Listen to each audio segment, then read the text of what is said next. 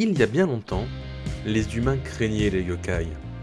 À leur tête, Nourarion, le seigneur du Pandémonium, guidait ses esprits et démons au cœur de la nuit.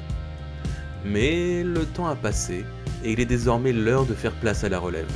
Le petit-fils de Nourarion, Rikuo, est à 3/4 humain et a le lourd héritage de reprendre le flambeau familial. Le pitch vous plaît ? Alors c'est parti.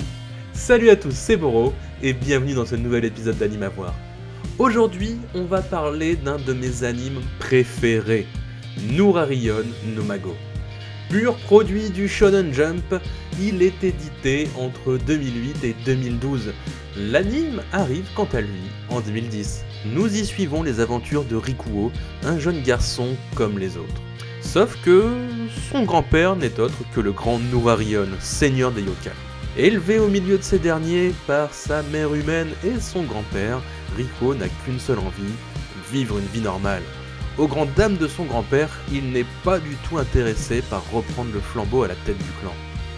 En grandissant, Rikuo se rend compte que les yokai qu'il connaît si bien ne sont pas forcément amicaux envers les humains, voire même parfois belliqueux. Un jour, afin de protéger ses proches, il découvre qu'il possède lui aussi une partie yokai.